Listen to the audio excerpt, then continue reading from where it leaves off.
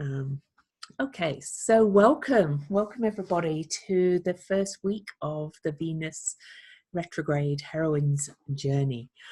I first did this class at the last Venus retrograde that was in Aries and Pisces, and it was just tremendous and amazing and life-changing. We've got a few people that, oh, hi Josh, we've got a few people that were on it last time, so that kind of says something, in my opinion, so that they want to do it again.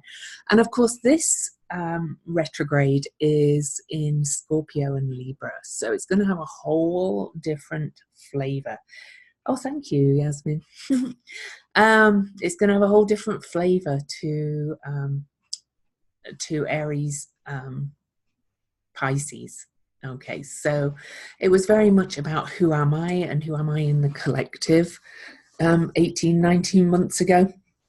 And this one is more about relationships, but not just people relationships. And for various reasons, it's going to go really deep. Okay. So I hope you're prepared to go deep. So let's first of all just pull a card. I want you all to, sit back, put your feet on the ground. Yeah, very deep. I know I love deep personally, but then I have Venus in Scorpio, so so I'm really aligned with this one. So there you go. And I will, if I'll be sharing your charts, but if you like, I can share my chart too, so you can all see where it's affecting me as well. So, and I have a confession to make though. When we get to look at your charts, I had Acrobat Reader all lined up. Everything was lined up, all your charts, all in alphabetical order, and then I had to restart my computer, so I'm going to have to open each one at a time as we go through them, but that's fine because it doesn't reopen them in the right way. But anyway. So let's all take, well, actually, I'm not going to ask you to take a deep breath. Angela Bradshaw, who's doing this class as well with you guys, is an Alexander Technique instructor, and I've done Alexander Technique I've done Alexander Technique work as well in the past. And there's a breathing technique that I learned through the Alexander Technique, which is different to the usual. You hear this, let's all take a deep breath. Well, this one's different. So I'm going to ask you to put both feet on the ground and let your breath out, all of it, with a soft ah. And I'll do it with you in a second. But then just hold the breath out until your body naturally breathes in again. And we're going to do that 3 times. So, and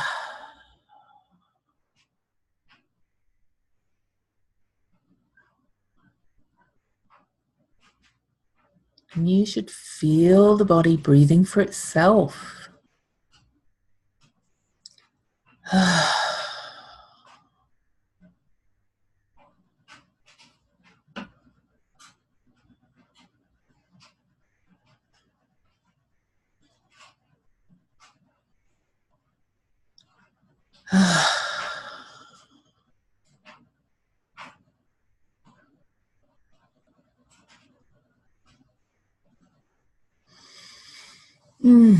Because your body's not going to let you not breathe. Let's face it. Angela is the expert on the breathing, though. She did a whole, I've just shown you vaguely how to do it, but she did a whole weekend workshop in the breathing technique, or even more. We got certified in it and things. But it's more calming to the system, I find, than the let's take a deep breath kind of energy. So I hope you're feeling a little calmed. If you're not, then just continue to do it a couple of times, and let's all relax into this. So first of all, kind of some housekeeping. Everything will take place in the Facebook group. all recordings will be in the Facebook group. I'm going to create files. So there'll be a file for all the class recordings. There'll be a file for all your charts. If I can do it that way, I will be adding them in as well, and any other files I need. So get used to the group and get used to where you're looking around. There's an event for every call already. Oh, cute kid. I haven't managed to invite everybody to it, but it's going to be the same Zoom link every call, so know that. But all the times are in the events, so, and I could not have them on the same day and time. I think I put that in the sales page because I am going to an astrology conference for the next few days. I still will be working around the astrology conference, but I couldn't do a call while I'm at it. So the next call is on Friday the 12th. And then on the 22nd of October, I'm actually going to Kauai for a week. So I had to work the calls around that as well. Ooh, lucky me, I've got lots of travel at the moment. But all exciting things happening. It's kind of taking my breath away. But these calls actually ground me and center me. I love doing my calls. So know that. So I think is there any other housekeeping? Any questions you have, any comments and things, please put them in the Facebook group if you can't come, or ask on the calls live, of course, as well. Don't private message me or email me. Please try and keep it all in the group, because questions, there's no stupid questions. All questions help everybody else. And so the answers could help everybody else as well. And plus, it makes it easier for me if it's all in the one place. So all in the Facebook group. And so you all know, I am going to make the Facebook group secret after this call. I don't want any more people in it now, unless somebody, unless I feel really drawn and somebody specifically seems to have a need to be added to the group. So really, this group is it, and I want everything. I know nobody can see your posts because it's a closed group at the moment, but I'm going to make it secret to make it even more private, because this is potentially going to go really, really deep, and it could bring up some real issues. I'll talk about them when we look at the chart about the themes that I'm seeing coming up. And it could bring up some anger and things as well. And I'd love you to feel safe enough to express any deep emotions that it brings up for you. Okay. So I just want to pull a card for this. And I'm not a tarot expert. I just like to play with cards, but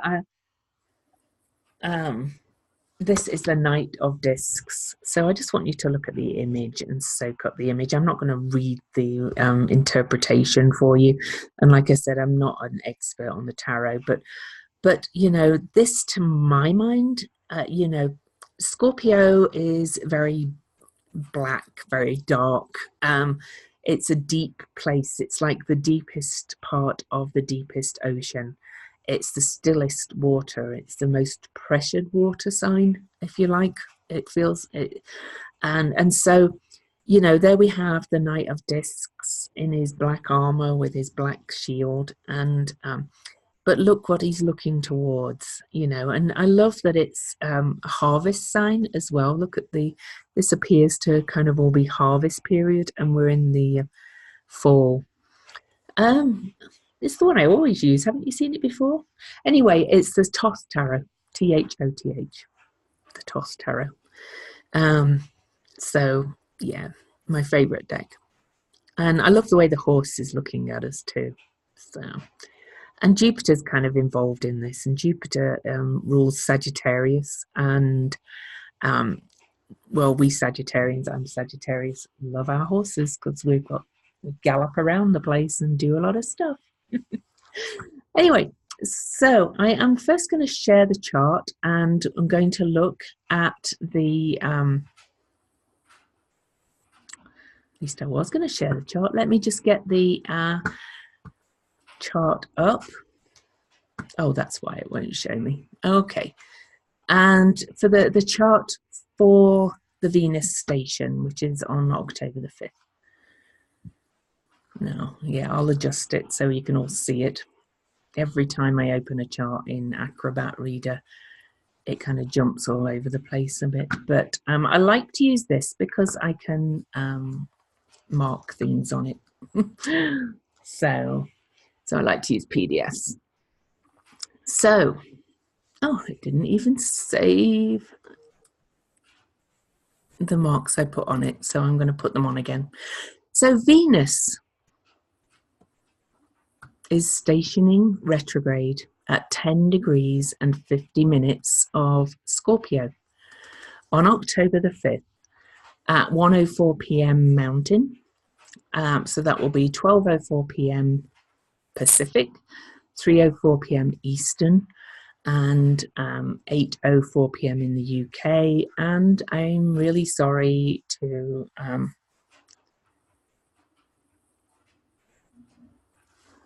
oh, the book. Let me recommend the book. Anjali Zarian, the Tarot Handbook. Great book. Anyway, yeah. So so that's, I can't remember the time in Australia. I'm sorry. Timeanddate.com. Okay. Yes, that book is truly amazing. I love it. So that's when Venus is turning retrograde. And I'm actually going to close the chat for a minute because I tend to get distracted by a comment. So I'm just going to talk for a bit and then look at the chat comments. So Gemini moon goes all over the place. So I'm actually putting my phone down on the ground too because somebody just messaged me. So that's another thing. And then if you notice, here's Venus. Okay. Now Venus is going retrograde till November the 16th. And she's going retrograde to 25 degrees of Libra. And this is Mercury here, okay, in Libra. And Mercury is on the station is at 23 degrees of Libra. So Venus will actually be stationing direct, pretty much conjunct the point where Mercury is now. And at some point in the retrograde, Mercury and Venus will be meeting. Mercury and the Sun will be meeting. Those are really kind of red letter days. We'll be looking at those as we go through and in a minute, but I want to look at just the station chart for now. Now, I find it interesting that Venus is going retrograde at 10 degrees, which is a 1. We're in an 11 year as well, and 1 is kind of the first of the cardinal numbers. It's new beginnings. I find that very significant because we're in this 11 year as well, which is 2 1s. We're really, you know, those of you that follow the energies and follow astrology or follow my writings or follow, and I've just realized we've got 11 participants right now too. Wow. But anyway, you know that we are really hurtling into the new paradigm, the age of Aquarius. So, and every month this year has been like life-changing, and October's going to be life-changing, and we had eclipses that were life-changing. We had the Great American Eclipse last year. It seems to get more and more intense. I don't know about you, but we seem to be getting, like, the news cycle, everything just seems to be crazier and crazier. Everything seems to be moving faster and faster. The polarities seem to be getting wider and wider, but it will eventually settle down. But this is part of this process, okay? So I just wanted to point out the number. It's also 50 minutes, and 5 is the number of change. I'm a 5 life path, and you know, it's a very mutable number. It's the number of the media as well, and it's the number that hi it's the number that kind of represents kind of talking about change, times shifting, all that kind of stuff. Again, I'm not a numerologist either, but I kind of dabble in the tarot and numerology along with the astrology. And some of you heard my podcast and found my podcast, and my friend who I do the podcast with, Weirdly Magical, she's an astronumerologist. So okay. Well, that was Daniela. Hi, Daniela. Okay, so that was the start of that. I did want to point out as well that we have, so Venus, you see this red line here, Venus is squaring Mars. Now the square's not exact, they're moving towards each other, because when Venus turns retrograde, she will start moving back towards 7 degrees, but Mars is moving forward. So that's another important point. It's what's called a closing square in the Venus-Mars cycle, or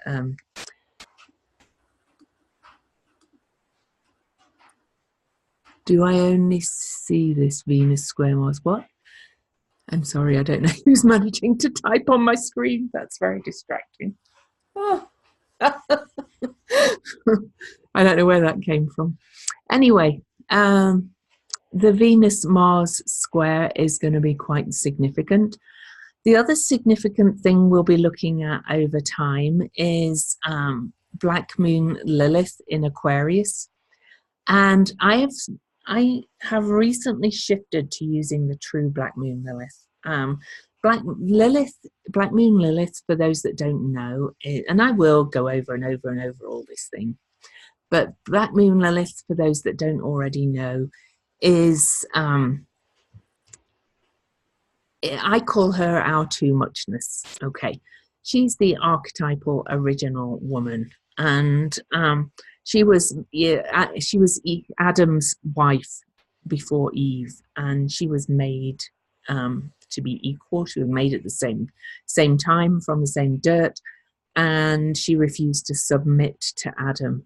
So she's kind of the original feminist, if you like, because she either got thrown out of Eden or she left in a rage, depending on which version of the myth you learned. And she's also the serpent in the Adam and Eve story.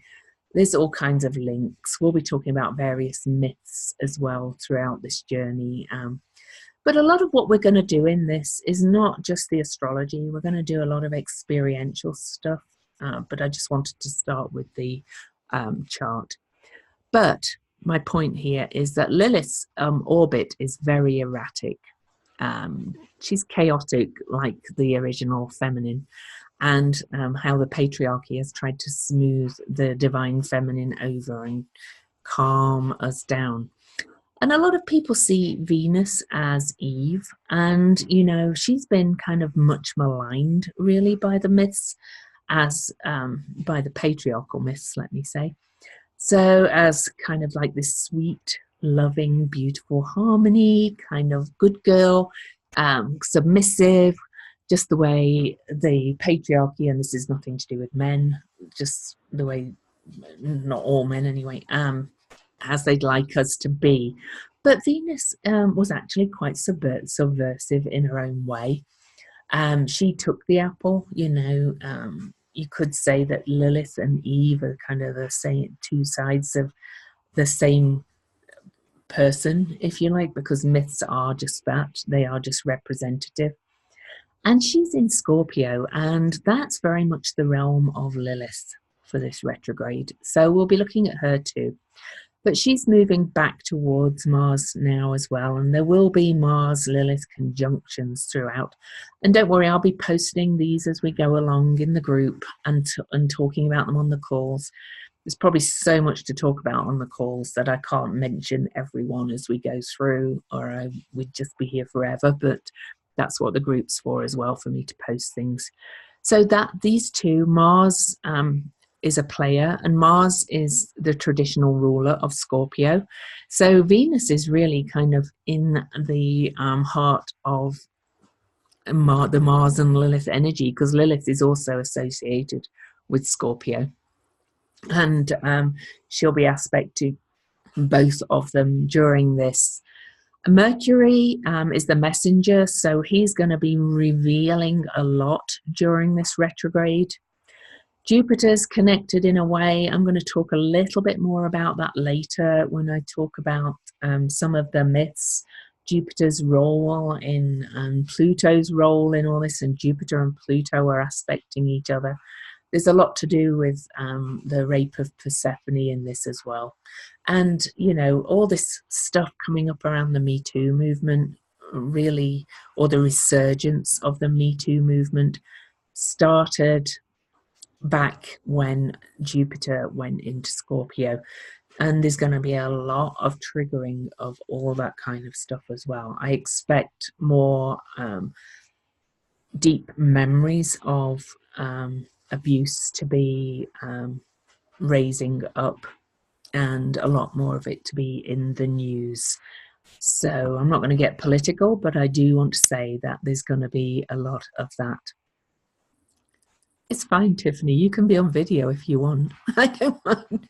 I might hide the video sometimes, though, because it, again, Gemini moon, very distracting. So, you know, other things will come up during this time, depending on Venus aspects. I'll talk a lot about the Venus star point. I posted in a group for you to find out your own star point too. That was kind of more for an interest thing for you. I will briefly look at it, but we'll be focusing on this section here, the Scorpio section, really, not your own individual star point. I just wanted you to hear the concept of the star point, because this star point will be on November the 26th at 3 degrees of Scorpio, when the sun and the moon meet in the middle of, pretty much in the middle of the retrograde. Sorry, October the 26th, not November.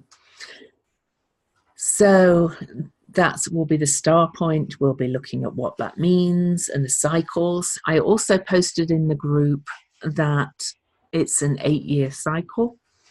So last time Venus was retrograde in Scorpio was in 2010. I put the exact dates in the group. I can't actually remember them. It moves backwards a little bit right through the zodiac. So the degrees were slightly different and the dates were slightly different, but they were pretty much covering some of the same ground that we covered in at this time of year in 2010. So I asked you to kind of look back. Some of you did, some of you posted, maybe some of you just thought about it. It won't be the same, but there will be a similar feel to it. And the reason it won't be the same is because there would have been different aspects. Other planets would have been in different places. So no cycle is exactly the same, or we wouldn't, you know, that would be like Groundhog Day anyway for us, wouldn't it? But there will be similar kind of themes and things moving through. Okay, so any questions this far? I kind of just wanted to look at this chart a little bit, see what we'd be looking at. Okay, I'll leave the chat up for a minute, but I do want to say some things I'll be talking about. Then I'm going to get you to do an exercise. Then we're going to look at your charts one by one, just briefly. And just briefly talk about where in your chart it is, what it's aspecting, and what areas of life will probably be coming up for you. We'll go back to your charts over and over, but this is meant to be a more experiential vision quest journey. I'll be taking you down through the gates of Inanna, and I'll talk about what that is after in a little bit when I've talked about Venus. And then at the end, we'll be doing a dismemberment journey. So you can be reborn to re-emerge with Venus as the morning star after her retrograde. Okay. So it's very deep, very spiritually changing, shall I say, or deepening. So Venus. Okay. Venus is a really, there's a lot more to Venus than a lot of people say. Okay. And I'll be looking to a degree to the regular astrological Venus, but also to the esoteric Venus. So let me talk a little bit about what Venus is about, and then I'm going to get you to do a journey to Venus. Okay. So Venus is a channel for the fifth ray. The seven rays are considered the sevenfold energies, vibrations, qualities, or lives that animate our solar systemic life. Seven rays, seven chakras, seven shows up now more and more again. Venus is thought to be a channel for the fifth ray. And in that light, in the esoteric sense, Venus is about higher mental growth, soul personality union, and the spiritual expression of the five-pointed star that Venus herself makes. I'm not going to go into great detail about that, but just think about her in that kind of aspect as well, rather than just the love and beauty thing. Her cycle is 583.9 days precisely. So just to say that, so she goes retrograde every 583.9 days. Physically, Venus is the second rock from the sun. We're the third rock from the sun, to quote the TV show. And she's the greenhouse planet. You know, this kind of gives you a bit more of a feel to what Venus is truly about, rather than this sweet, sugary kind of image that much of the patriarchal astrology has talked about, really. Venus has strong carbon dioxide content and is closer to the sun, so of course she's hotter. Heat comes in from the sun, but it gets trapped under the clouds and makes the Venusian surface and atmosphere an absolute inferno. So, you know, she's actually really hot, so to speak. I found that quite funny saying that. Whereas, you know, the astrological Venus has really been portrayed as sweeter than sweet. Well, she can be, but not always, shall we say. Worshipped in the past as Aphrodite in Greece, Istar or Ishtar in the East, Freya and Freya in Scandinavia and Old Germanic. And that's where we get Friday, Venus Day, of course. Cybele or Sibyl and in Asia Minor. Also, I would say Inanna. Okay, with this particular book that I'm getting this bit from doesn't talk about that. The Roman Venus has always been connected with love, beauty, nature, fertility, sexual pleasure and happiness, creative artistry and culture, marriage and feminine concerns. And that's really, you know, it was in Roman times that really she became this more sugary kind of eternally pleasant kind of energy, whereas really she's got a bit more power to her, quite honestly. There's two Venuses. So you looked at your Venus star point, or if you haven't, just search in the group and you can find it. Venus can appear as morning star. That means she's rising above the sun. And then she's actually called Phosphorus or Lucifer, the light bearer. So, you know, look at the word Lucifer, how that's been portrayed as well.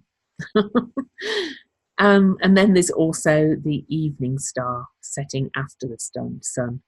Venus has been the evening star for quite some time now, and she is going to disappear below the horizon during this retrograde and then be the morning star until she tips over into being evening star again before her next retrograde, which will be in 583.9 days. Okay, and the evening star is called Hesperus.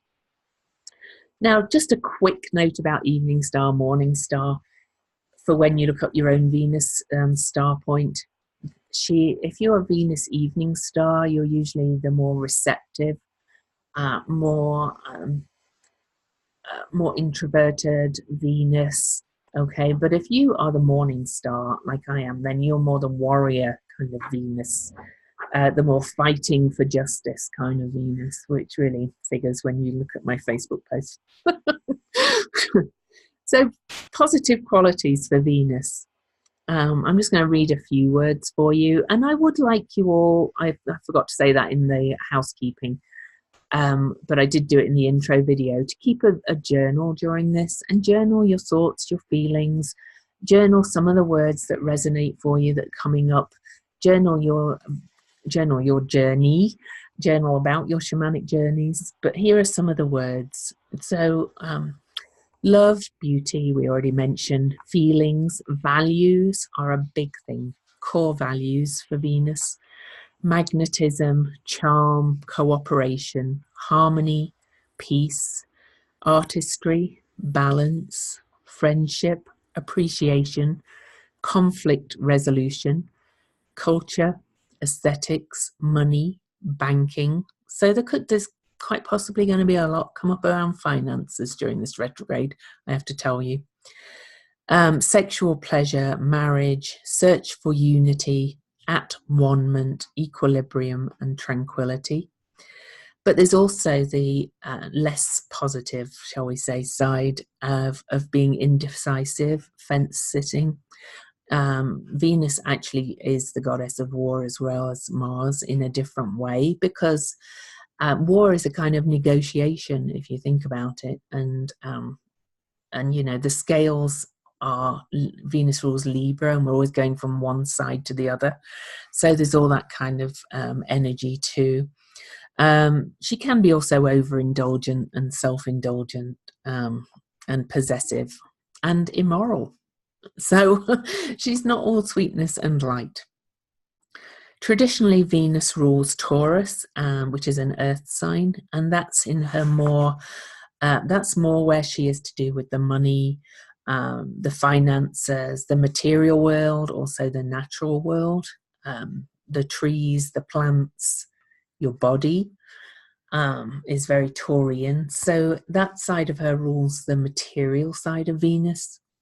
And then she also rules Libra, which is an air sign, which is more the mental side and the thinking about things and the creative side.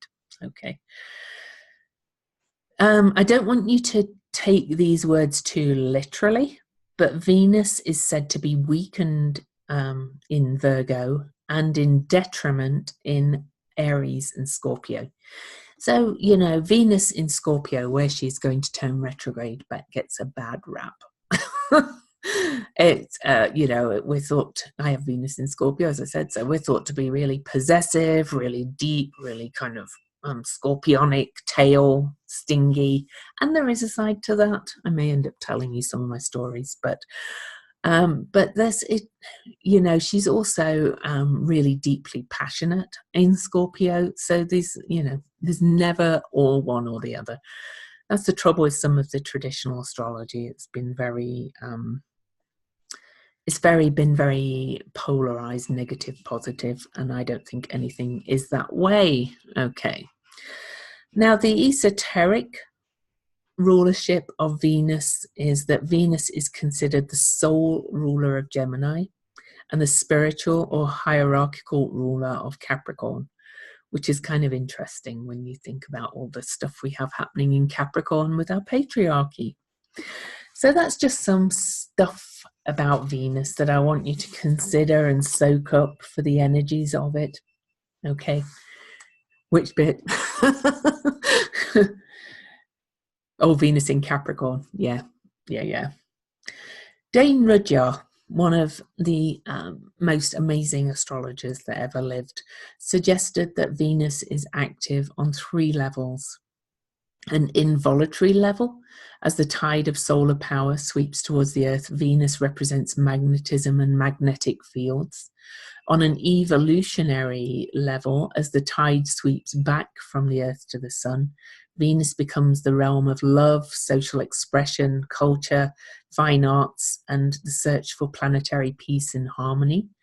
And on a transvolutionary or third wave level, Venus symbolizes the need to reevaluate all values, an accentuation of the valuableness of living a spiritual life, each person magnetically attuned to the divine pattern emanating from their overlighting angelic self. And really, these are the realms we're going to be dealing with on this. When the kind of the physical stuff will kind of happen on its own, and some of that may come up for you during this retrograde, but we're going to be really dealing with the spiritual realms. Okay. But in general, Venus is connected to the feeling function and within the feeling function within, and the ability to evaluate issues or people in the sense of good, bad, right, and wrong, positive and negative. But it's also, as I said, the channel for the fifth ray, which is really the concrete mind and science, which is where Gemini and Capricorn come in. The colour for Venus is green. The stone most associated with Venus is emerald. So I did in the opening video ask you to, if you chose to, get a journal and decorate it if you feel called to. Also to get a green candle, because we will be doing some candle exercises. If you can't get a green candle, it doesn't matter, just use a candle. I'm not one for saying you have to have this and you have to have that. So there's a lot more to Venus, but I'm not going to read everything. I just want to talk a little bit about the numerology of Venus. Venus, using the English alphabet, adds up to 36. And so this is 6 times 6, or 6 squared. And most numerologists associate 6 with Venus and the search for love and happiness through domestic tranquility, inner peace, and creative artistry. To the Pythagoreans of ancient Greece, 6 was the only perfect number of the main digits because its only divisors, 1, 2, and 3, add up to 6. 6 relates to the hexagram, the seal of Solomon, the Star of David, and esoterically it represents the truly balanced and harmonized human soul. So Venus has this healing power of 6 in its own dimension. Okay, so there's a lot more to things as well, but this writer says that 6 is the key number of nature and 5 is the key number of humanity. Okay, and if you think about it, we have Venus nearer to the sun, Earth next. We're very close, really, Venus and Earth. And we're more alike than we're not. Venus and Earth. Venus is thought to be the higher octave of Earth spiritually as well. The reason we've gone to Mars first is because clearly we'd probably burn up going to Venus because everything's so hot and it's nearer the sun. So, but really we're closer to the Venus than we are to any other planet. Spiritually and physically. Okay, so I'm going to get my drum, and if you heard any beeping in the background, I'm sorry. My daughter put her laundry on, and the washing machine's really close. Joni listened to my podcast, and my girls love to kind of join in now and again, shall we say. It'll stop beeping in a minute, or she'll come up and realize and know she needs to put stuff in the dryer. And those who've worked with me for a long time know that too. Right. So what we're going to do now is the first exercise, and we're actually going to do a short journey. And we're only going to do like 5 to 7 minutes because drumming myself is quite tiring. And but you're going to journey to Venus. If you've never done a shamanic journey before, how you do it is you imagine yourself in a starting place. It could be a beach, it could be a mountaintop, it could be a meadow, whatever comes. Always trust what you get. Mine is kind of this big wheat field type place, if you like. And then look around, see if you've got any guides or spirit guides or allies that show up for you to accompany you on your journey, and ask them to accompany you to Venus. Then you will be looking for a way to the upper world. Okay. It could be a beanstalk, it could be a ladder, it could be stairs, you could fly, whatever. Again, trust what you get. I usually fly up on the back of a big eagle, but everybody's different. Okay. And then you're going to imagine yourself, because remember, a shamanic journey really is a journey into non-ordinary reality. You are really kind of, journeying into the other realms, or your imagination, or whatever you feel it is. Okay. So journey up, up, up, up, up to Venus. And I actually want you to land on Venus and look around and see what Venus is for you. Okay, Venus shows up in so many different ways for different people. Clearly, the fact that she's a hotness in physical reality doesn't matter when you're in non-ordinary reality. You will be able to land on her. She may be very verdantly green. She may show up as a person. Just trust what you get. And then when you get to Venus, I want you to have a conversation with her. I want you to ask Venus what she wants you to know during this retrograde and what she wants you to do. Ask as many questions as you like. Obviously, have a conversation, ask how she best wants you personally to work with her during this retrograde. And just take note of your answers. Take note of everything you see. Take note of anything that jumps out of you, whether it's something appearing 3 times or something in a certain direction. If something appears to the east in your journey, then the direction east might be significant during this. The idea of a deep shamanic journey is that everything that appears in your journey has significance. So take note of everything that jumps out at you. And then when we come back at the end, towards the end of my drumming, I'll just change the beat slightly, and that's your callback to come back to ordinary reality.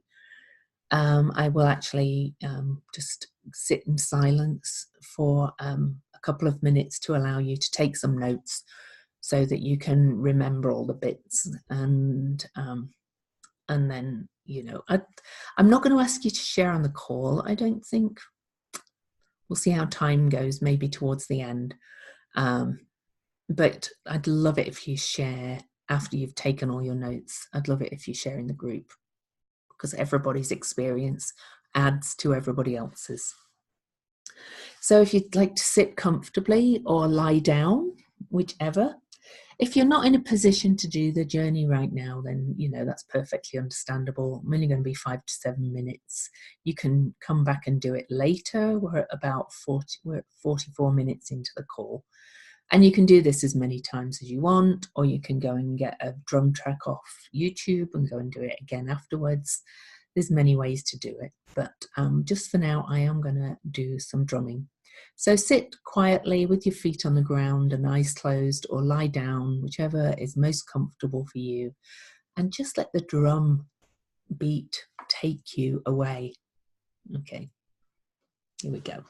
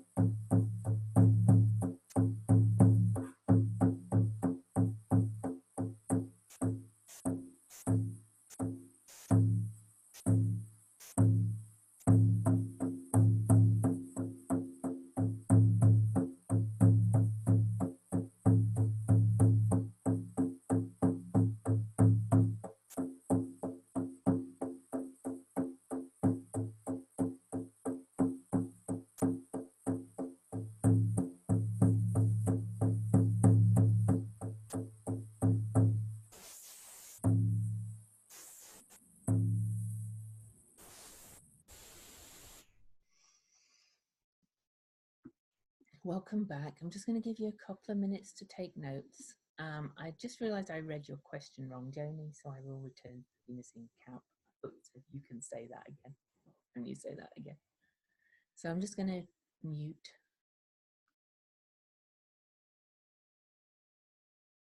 Just so you can take notes.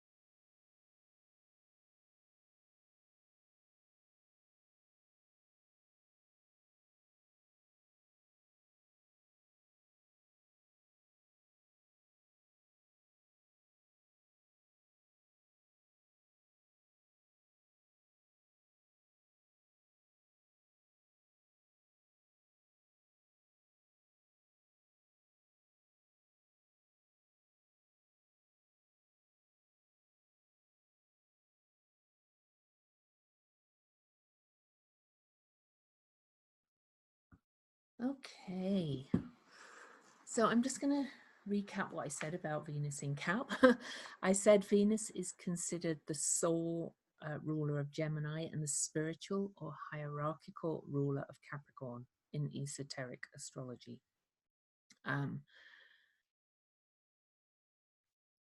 But Venus actually kind of reaches its highest expression in this sign of mountains, peaks, and summits. In a sense, Venus in Capricorn symbolizes the challenging spiritual initiation of a human soul and eventually of humanity. So it's kind of huge. So are you still with me, you guys?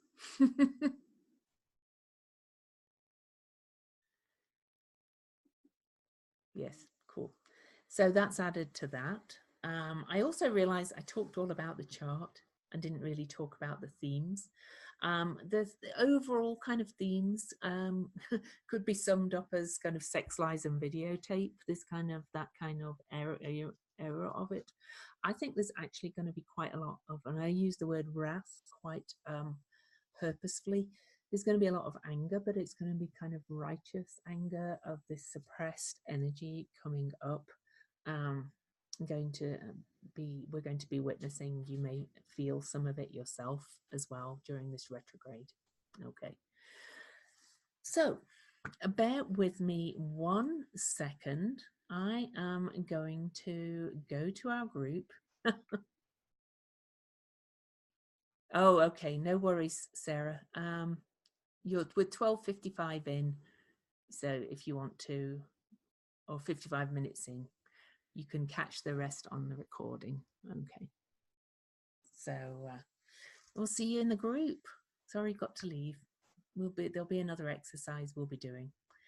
So before we share anything, and I do have one final exercise I'll be taking you through before the call goes, we are going to go through everybody's charts. Now, as I said, I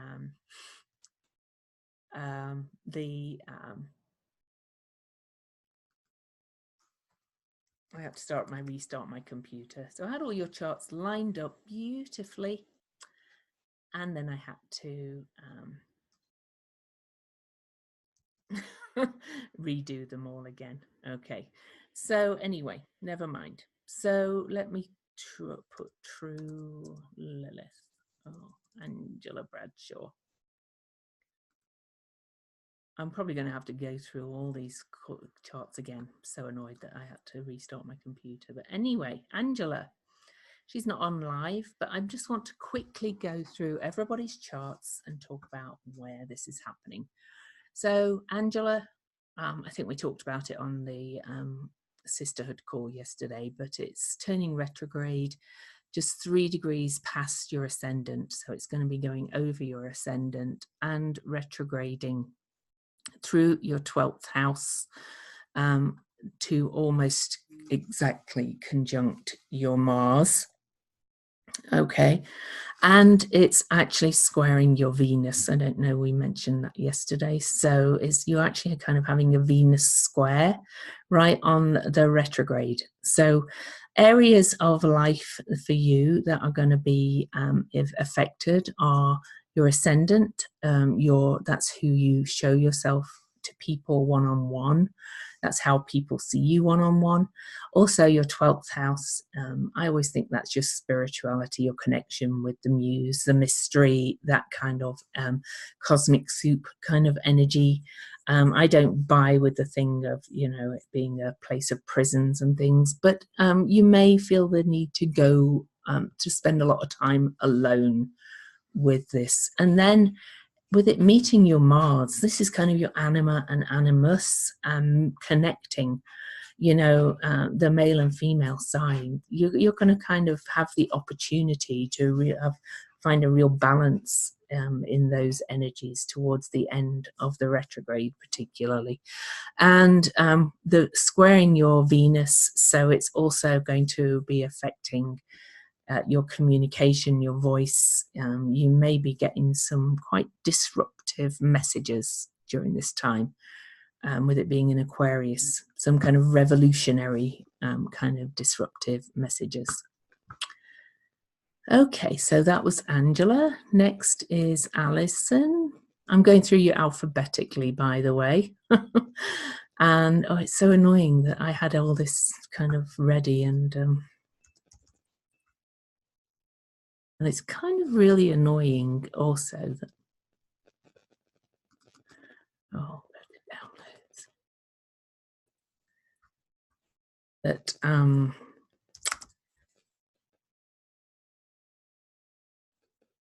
Acrobat Reader doesn't reopen the charts that you had open. But Alison, you're next. So let's look at you. And wow. Okay, so you're born very close to Angela because it's retrograding pretty much exactly. Yeah, it's retrograding exactly on your ascendant. Alison says is really huge, going back into this life, into this area. Now, the 12th house is also the time before death and the time before birth. And I hope you don't mind me saying Alison, but Alison recently lost her partner, and I think you're going to connect with him very deeply in the spiritual realm during this retrograde. So I'm really glad you're here. I don't know if I need to say more about that. Add to that, the communication that I said. Your Venus is slightly further along than Angela's was, but it's going to be squaring your Venus too, and widely squaring your Mars. So you've got that Mars connection too, and this is the 3rd house of communication and perception, big spiritual messages. So I would perhaps suggest doing some journey work to your partner's spirit if you're, oh, I think you're open to that. We can work on that separately. Feel free to, talk to us about that. Okay. So Daniela's next. I'm going in alphabetical order in case you all wonder.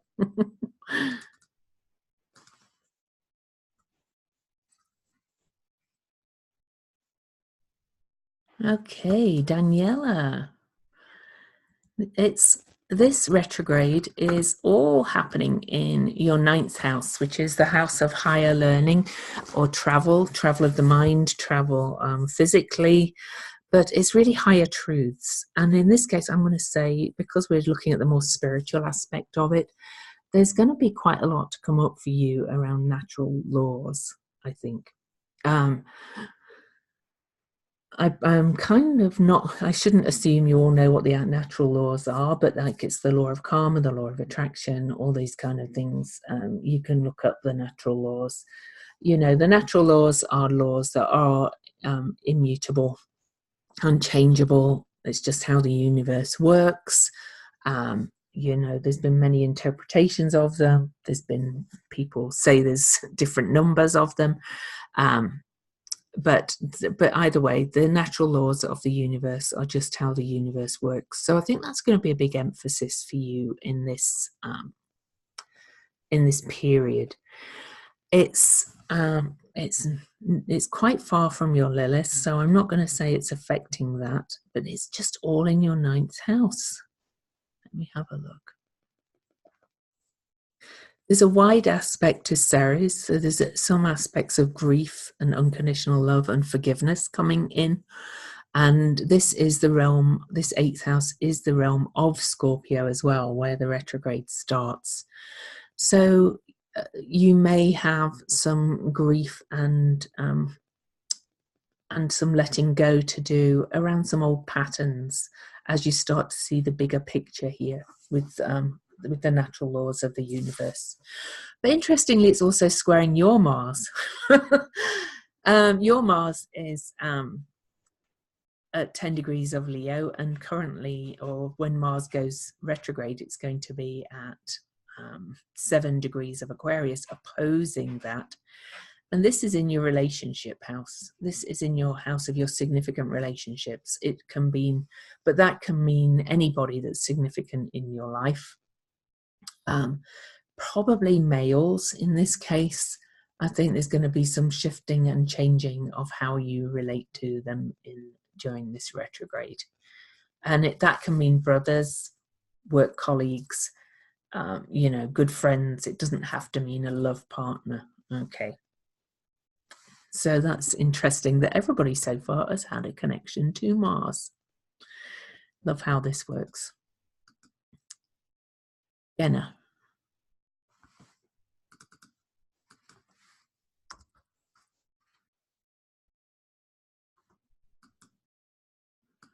And I've realized I've talked and I'm not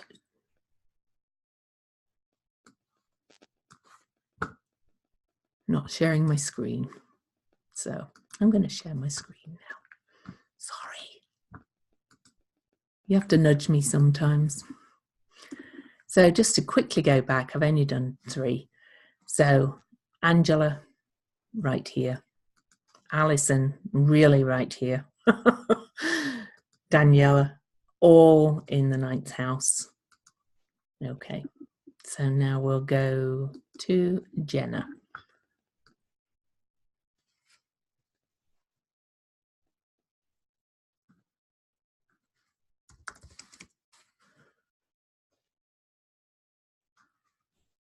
Oh, where's your chart gone, Jenna?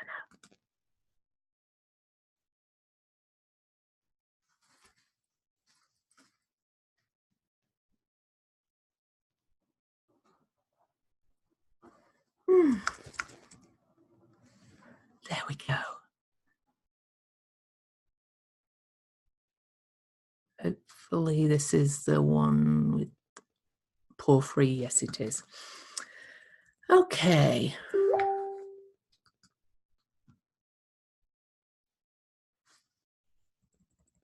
Jenna. We've, I mean, you know your astrology pretty well, but let's look at it anyway. Venus will be going retrograde starting in your 4th house of your home, and we kind of all know what's going on with you if you're in the sisterhood.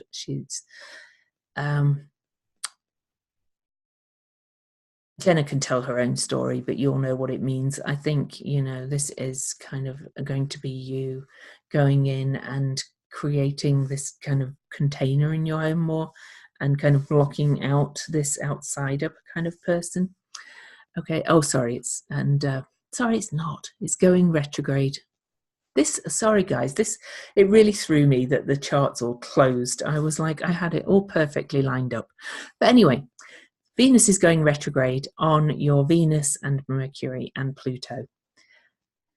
But it's near the cusp of your 4th house. But really, this is about your voice. Jenna is having to speak up for herself in ways that she's never done before. So she's really in the right place for this. Mercury is voice and communication. Pluto is death and transformation of the spirit and soul, and rebirth of the soul and spirit. And Venus, of course, is relationships. So she's having her Venus return on this retrograde, and it's going retrograde all the way back to her sun and the cusp of her 3rd house. So it's all on the cusp of your 3rd house, Jenna. And this is all about you and your voice and really speaking up. And I have opinions on that due to your recent stuff, that it's, you know, about like speaking up even more powerfully and being more, your voice becoming even more empowered. Let's look at the other aspects to it.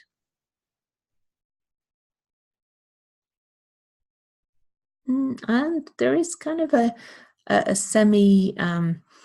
semi-sextile aspect to your Mars too. So there's an aspect of Mars coming in it for you as well. So we're kind of all getting it a bit. And I've just realised Rose is here, and I didn't think she'd be here live. But anyway, here we go. So Jenny.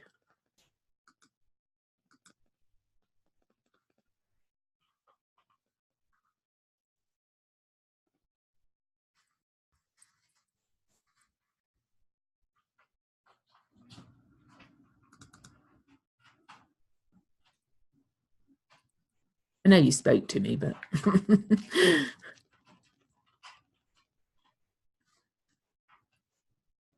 so Jenny, this one for you, the whole Scorpio, Venus in Scorpio retrograde.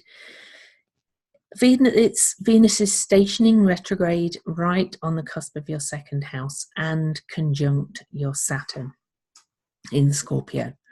You are going to have some major things around boundaries and around building and growing and climbing your personal mountain. And then it's retrograding back into your 1st house, almost back, in fact, over your Pluto. So there's a lot here around who you are, who you show up as, who you show yourself to people as, with an element also of your self-worth and self-esteem. And I know you've been feeling this already, Jenny. So, you know that this is the area you need to work on. Who am I in the world? Who do people see me as? Who do I want to show up as? How kind of authentically am I showing up? How much of my deeper self am I showing? It's got all that kind of energy to it as well, Jenny. So let me look at if it's aspecting much else. It's squaring your Vesta. So it's got Saturn and Vesta involved in this retrograde for you, Jenny. And Saturn is very determined, diligent. It's very clear. It's very much about clarity and focus too. Vesta is the keeper of the flame, and she is about focus and commitment too. So there's a great deal here about focus and commitment going on, and focus and commitment to, I'm going to say what I'm getting is not being scattered and really kind of, not that you have to be like this one-dimensional thing, but not being what everybody else wants you to do, or not appearing as you think people want you to be. And because Venus is very much about mirror work too, and it's Venus very often, especially in the evening star state, kind of is a bit of a shapeshifter, and kind of cannot see itself without the other, and therefore often wants to be what the other one says it is. So there's a lot of that coming up for you. Okay.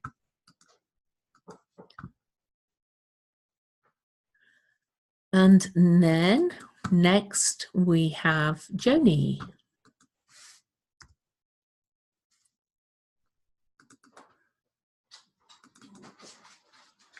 Okay. So Joni, Scorpio, Venus in Scorpio retrograde for you is in your 10th house. And it's actually retrograding. Your midheaven is actually at the same degree as mine. So it's going to retrograde over your midheaven. So there's a lot here about your career. And it's retrograding back to your Black Moon, Lilith, your too muchness. There's going to be some deep public empowerment going on during this retrograde for you, Joni.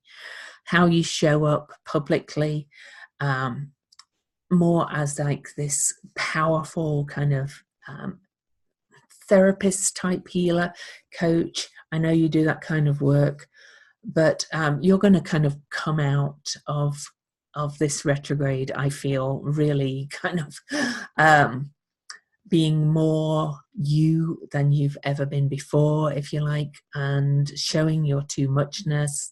I know Joni had a really unfortunate injury, a dog attack quite recently that was quite traumatic, and she's healing from that. So this is a time of deep healing as well, at the physical level and at the spiritual level. But it's right about your public area, your mission in life. I like about the midheaven is a good way of putting it. Or your contribution is another word. So all that's coming up for you, as it is for me. It's also, look, your Pluto is right there as well. So it's Venus will be retrograding to these two powerful scorpionic creatures, Pluto and Black Moon Lilith, because Pluto is the modern ruler of Black Moon Lilith, of Scorpio. And it's also making an aspect to Vesta, that's that focus and commitment, and that's in the 8th house, that is the natural house of Scorpio. And it's also squaring your moon's nodes, which is your karmic past and your karmic potential. So this is a major pivot point for you, Joni. I think this retrograde is probably going to change your life. It's also aspecting the station is also aspecting your sun, your Mercury, and your rising sign. So it's who you are in the world, one-on-one as well. I hope you're prepared to really get your butt in gear and do some work and dive deep in this, because you're going to emerge from this really as this like powerful kind of creature. Okay. Josh. Hello, Josh, my love.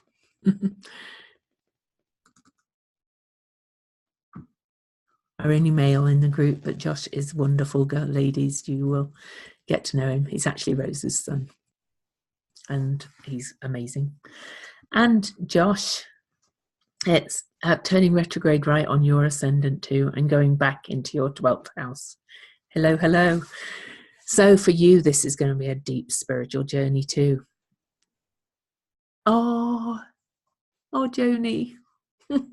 I actually love your cry face, so don't worry. And that reminds me to tell everybody, you have full permission to cry your socks off in here.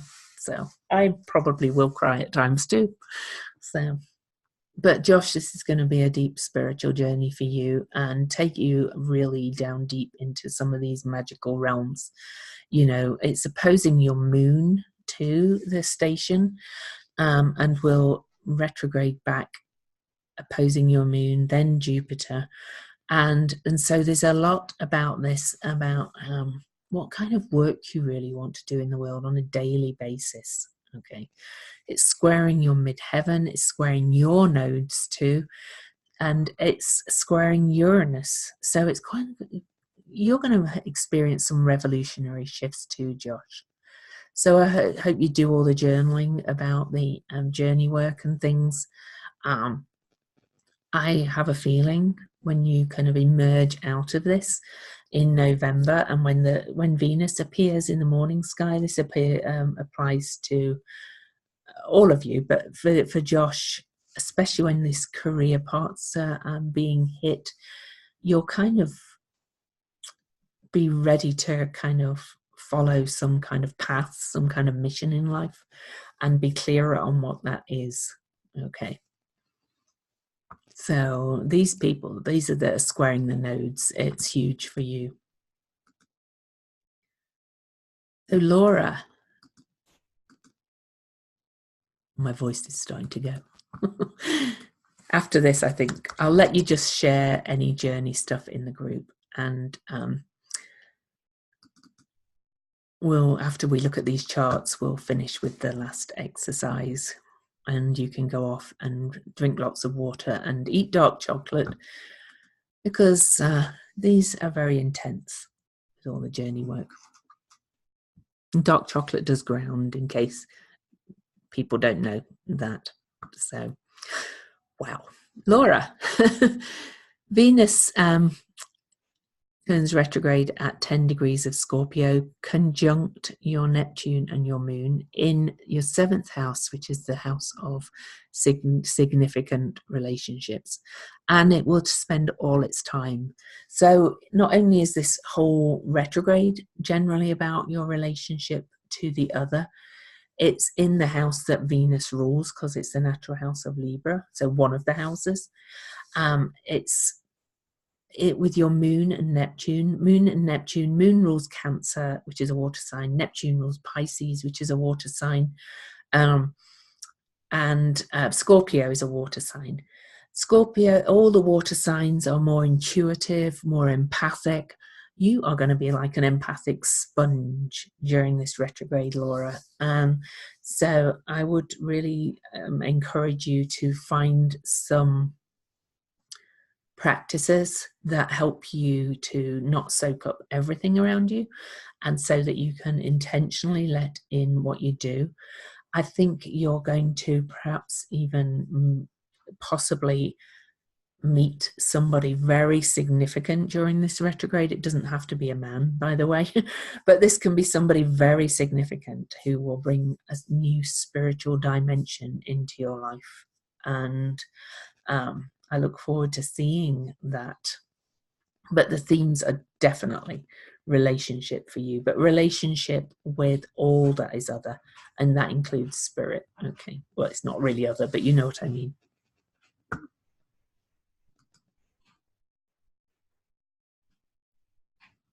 And who's next? Lorianne. Oh, God. If anybody knows how to disconnect beeps and things on a Mac from texts, please let me know. Because it just started on its own one day, and I don't know how to get rid of it. I'm fairly technical, but everything's all connected, and now it's kind of driving me nuts, all these dings and beeps. But anyway, it's turning retrograde in your 9th house, so your path on this one is definitely, again, all about higher truths, natural law, travel of the mind, possibly even foreign countries travel kind of thing, or foreigners. But it's conjunct your Neptune too. There's quite a lot of us having there's quite a lot of us in this group with Neptune in Scorpio, and Neptune and water signs combined is about real psychic kind of intuitive abilities. and this is going deep. So, you know, you're going to be diving deep into some big spiritual truths, I think. Okay. It's kind of widely squaring your nodes. I don't think that's as important as is, but the square to your Saturn in Aquarius and your almost exact square from the station retrograde to your Aquarius ascendant means that I think you're going to make some radically different changes to how you present yourself as an expert on things. You're going to kind of say that I do things differently and I am an expert on this. So let me see if there's anything else that jumps out. You know, a lot of people have got a lot of aspects. We can talk about more as you go, but I'm going to talk about just the main ones. So Lorraine is next. Hello, Lorraine.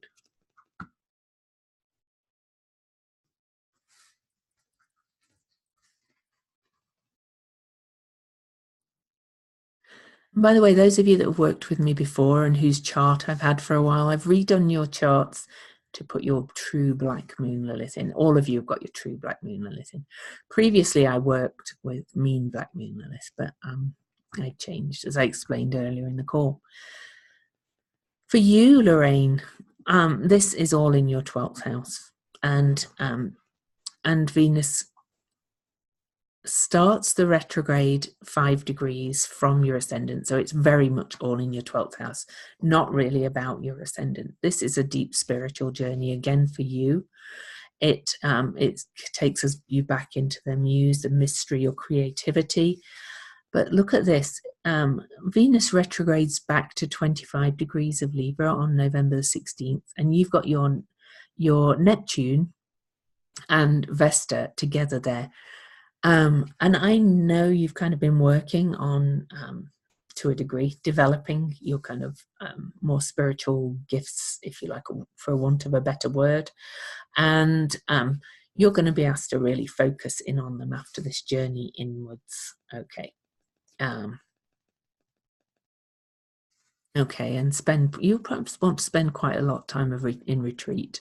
It's also squaring your Chiron, so there's going to be quite a lot of healing during this time for you, and it bring out your healer too, more to the point. Rose.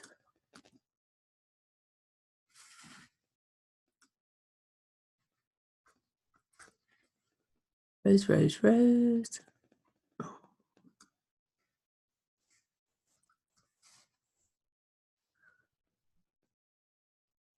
Okay. Rose. Awesome. Cool. I'm glad you did. Okay, Rose, yours is all in your 5th house of creative self-expression. Haha, you know what I'm going to say, especially with Mercury coming up to do it in that house with you. Writing, but anyway, and it goes back to your Uranus in Libra, so it'll travel back to there. It's not close to your palace, it's definitely starting before that and retrograding back pretty close to your Uranus.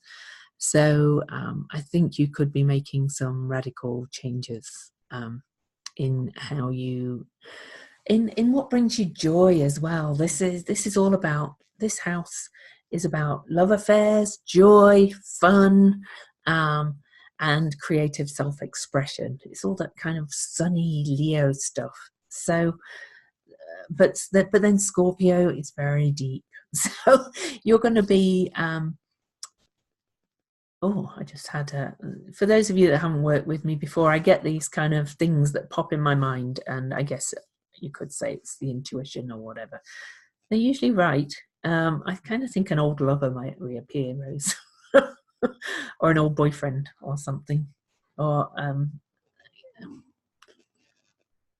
somebody from your past. Anyway, doesn't mean you're going to marry them or anything, but I think somebody could reappear and there might be something to learn from that. Oy vey, she says. I know. You know, I say what I see. And it doesn't mean you have to have a love affair with them again just because they reappear. But it might just be something that needs finishing up, revisiting, something like that. Okay.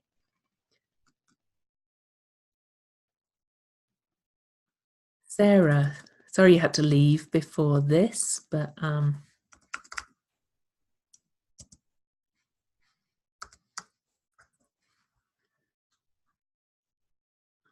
okay, Sarah,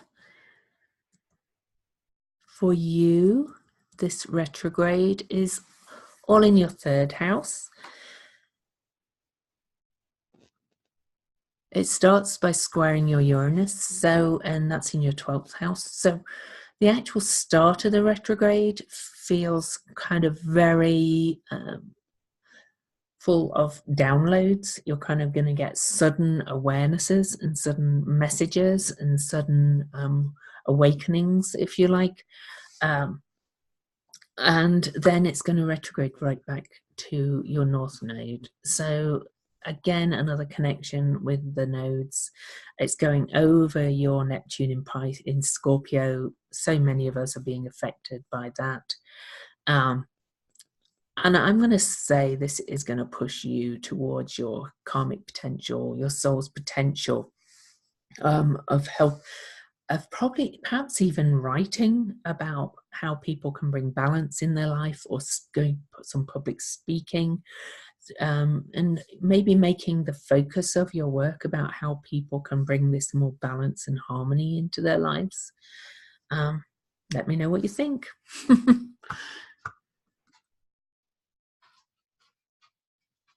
Susan. And then we've got 2 more after that and 1 more exercise. And then that's going to be it for this week. So I don't want to wear you guys out. Oh, there's your new chart, Susan, with the true black moon Lilith. Okay. Oh, no wonder you felt drawn to do it too, Susan. You're another node person. You're going to be really reflecting, because it turns retrograde on your North Node in Scorpio. You're going to be spending this whole retrograde reflecting on your self-worth and self-esteem and your value in the world, how you earn your money, all kinds of things like that. In Scorpio, it can be related to somebody else or somebody else's money, or somebody you're really merging with. So there could be themes of that come up, other people's money, that kind of thing. It's going to retrograde over your Venus and your Neptune. So back into your first house. So then you'll be thinking a little bit, I am. But this, those of us that get this over this Neptune in Scorpio, we're going to be getting a lot of messages from Spirit during this retrograde. So this journey work is absolutely important. It's going to give you some of the answers you require, because yes, I'm a really good astrologer, but I can't, I can't do it all for you, if you like. So that's why we do the journey work mixed in, because I don't do the kind of astrology where I tell you this is how it is. Incidentally, it's also the actual start of the retrograde is also squaring your Uranus. So some of this is going to be quite sudden downloads, quite radical shifts. It's also sextile to your Mercury, which is in the 12th house, and Mercury is the messenger, so that's messages from Spirit. Your psychic abilities and the messages you get from Spirit are going to be through the roof for this period, for sure. Okay. And it's going to be life-changing and bring you more towards your soul's karmic potential. So Tiffany, Rose, and then Yasmin. And just so you all know, I'm going to try and remember to shift. You're already hearing spirit. Not surprised. Not surprised. Pay attention. Write down what spirit's telling you. You're welcome. Anyway, I was saying I'm going to try and, shift the order of these charts around in future weeks, so it's not always A to Z. I'll go back. I'll try and reverse it. Try and remember which way. But Tiffany, wow, this is your Black Moon Lilith at 8 degrees of Scorpio, in your second house. Like Susan, it's about self-worth, self-esteem, your value, your values, how you earn your money. But how powerful that, and it's going back to Pluto in your first house. And as I said before, Pluto and Black Moon Lilith are very scorpionic anyway. So this is very deep and transformational for you. And I'm going to say that anywhere you have been told you're too much in your life is going to be a big area for you in this time. Anywhere you've kind of been squashed, put down, told to calm it, told to be quiet, that kind of energy, you're too this, too that, too loud, too talkative, too whatever. I think all that's going to be coming up to review, and you are going to say no more shit, no more to this shit, okay? And you're going to come out very powerful as well, with Pluto and Lilith being involved in this. Just wow.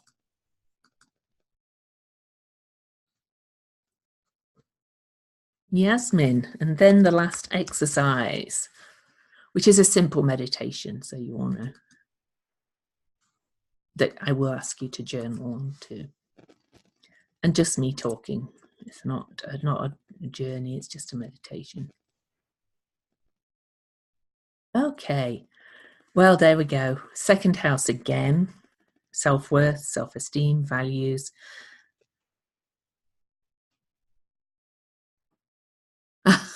Oh, I use porphyry. I should talk about that. Yes. I'm an evolutionary astrologer, and a lot of us use porphyry. I'm in the school of Jeffrey Wolfgreen.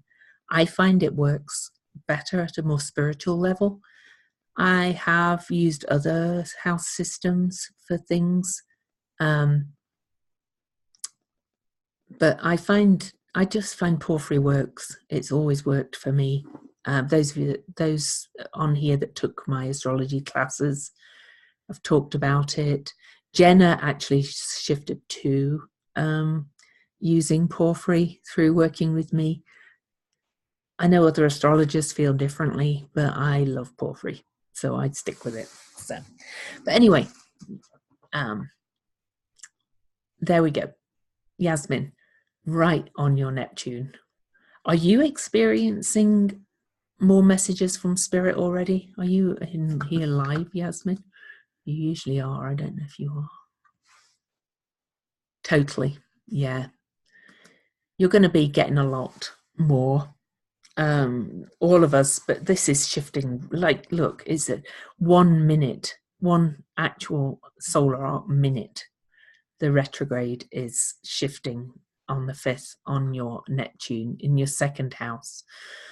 I'm going to say a lot of it might be coming more body sensations as well. Kind of you'll be kind of running it all through your body. All these you'll be touching things and knowing stuff and all that kind of energy, and it's going to increase.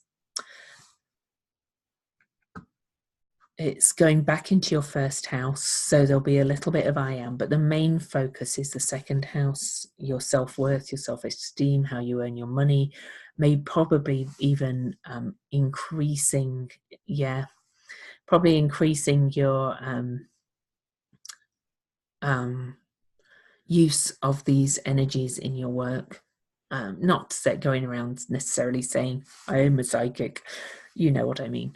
Just using it in your work. And yeah, everybody will be feeling this already, but so I'm kind of giving you validation. I find most astrology validates what you're feeling already, but it gives you an area to focus on as well. So that's kind of huge. Interesting, you've got an aspect to Mars and your moon too, so this is going to affect your mission in life, your career, in quite a big way. And I'm kind of feeling that, like, with the Mars and the moon and all that Neptune stuff coming in, I do feel you're kind of going to shift a little bit how you work already. I do know the bills have to be paid, but you're going to be pulled more and more to kind of do your own thing, do it your way. Mars. Okay. So that's kind of huge. But that's definitely the area of life for you. Whew. Okay. Back to me again. Okay, so I'm very quickly going to, because I've gone a bit over time, I apologize, and you know, it's probably going to happen some of the times, I should warn you.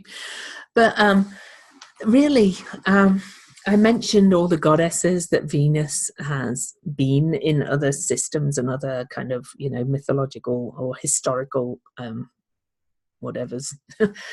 Really, she's the story of Inanna.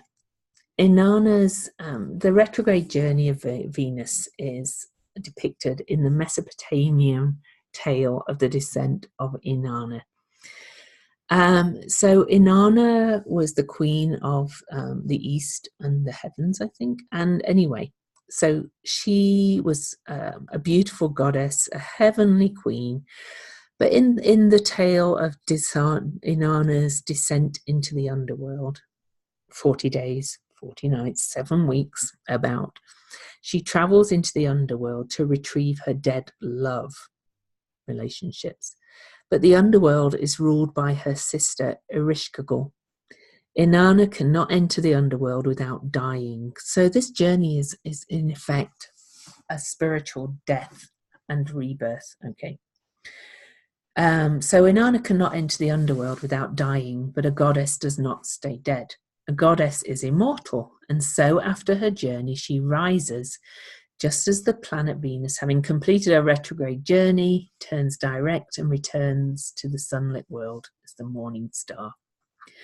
So Inanna prepares for her journey by putting on 7 things. She puts on a crown on her head, a scepter in her hand, a necklace, gems for her breast, a ring on her finger, a breastplate, and royal garments. As she descends, she passes through 7 gates. At each gate, the gatekeeper requires her to remove one of these items before allowing her to pass. In passing the 7th gate, she comes before her sister. Think of them as 2 aspects, light and dark, entirely naked and vulnerable. There she sickens and dies, and her corpse is hung upon a stake or a hook. Or Ereshkigal actually killed her, I think, in most of the myths.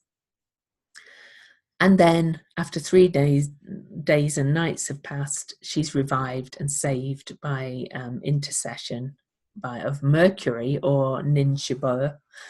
And interestingly, that Mercury is going to be involved in this. And Mercury is messenger of the gods and is one of the few immortals who are able to travel between the worlds. But Mercury kind of saves her. He sends 2 angels to feed Inanna the food of water of life. She's brought back to life and returns to the overworld, bringing a trail of the dead with her. The dead who return with her are not the restless dead, but those who died peacefully. So we could look at this story as a descent into a deeper intimacy. She's attempting to bring her lover back from death and to revive her relationship. But to do this, she must go into her relationship's darkness. And I'm going to say this is about our relationship with the self. Okay.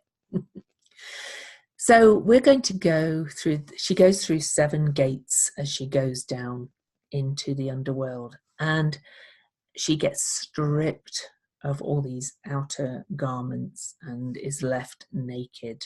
Okay, so she actually kind of starts the journey a little bit arrogant, materialistic. You could, I'm not saying this is all of us, but you know, we've all got elements of this that we're trying to divest of in this retrograde. We're being asked to face real intimacy and real deep relationship, and that can bring up fear. And again, that's relationship with everybody, deep intimate relationship, even with money and things like that.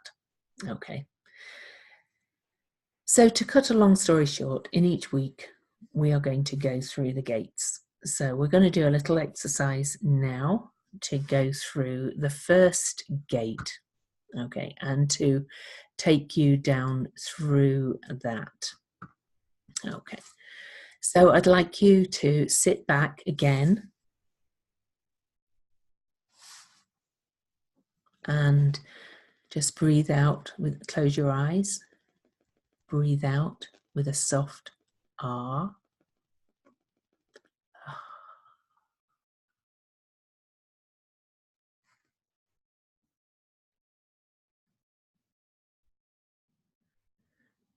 And I would like you to imagine yourself going down a portal into the underworld.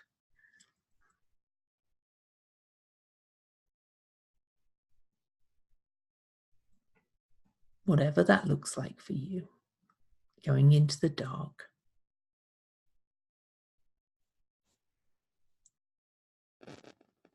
And I want you to imagine yourself coming to a gate that's locked.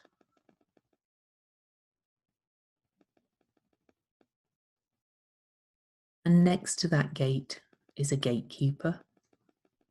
Looks however you see it.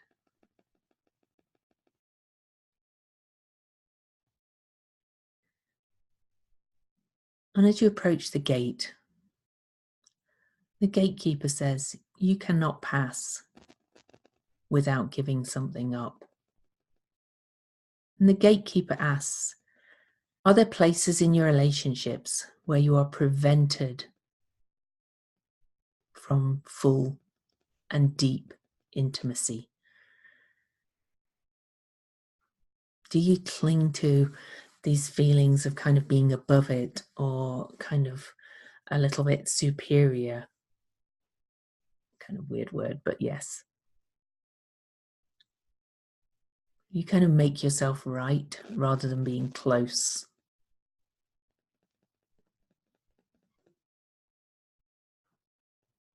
I want you to just ask yourself those questions. You don't have to answer them now. And then I want you to physically feel yourself lifting the crown off your head and leaving it at the gate as the gatekeeper opens the gate and you move on. And we're going to leave you at that gate thinking about what you've left behind from your crown chakra. So come back to now.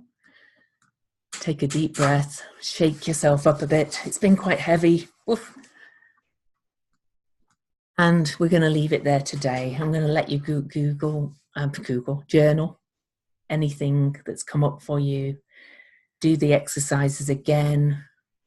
Share in the group.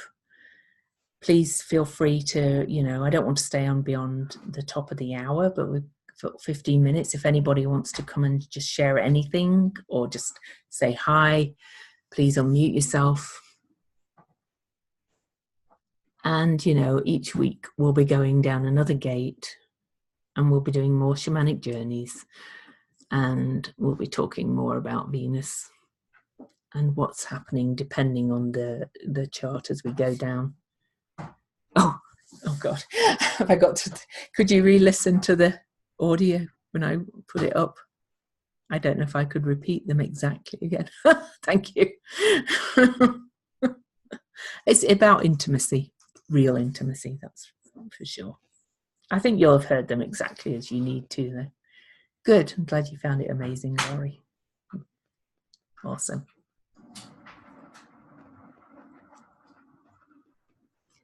Actually, I can probably remember the basics of the questions. It's about where you're prevented by intimacy from kind of keeping yourself apart, let's say, kind of being up in your head. Let's take away that word superiority. Overthinking. Okay. And word of warning though, that's not to say you shouldn't think about intimacy, but sometimes we kind of overanalyze it, and it stops us having true intimacy. I just want you to think about those things. Okay. Powerful and scary. It is. It's a powerful journey, especially in Scorpio. Yes. Yeah. Where would you rather make yourself rather be right than close in all your relationships? And as again, that applies to everything. So not just love people, but it applies to that too. Okay, so if there's no questions or anything, I'm going to go and have some lunch and have a little lie down. I just have to wait for the recording to kind of do it. It kind of has to, I don't know what the word is, do its thing. And then I'll upload it to YouTube as an unlisted video. So please don't share it with everybody because only you have a link. And I'll post it in the group. And you're welcome, everybody. Thank you for being here. I just love this class. So thank you for joining me on it. So awesome. See you guys.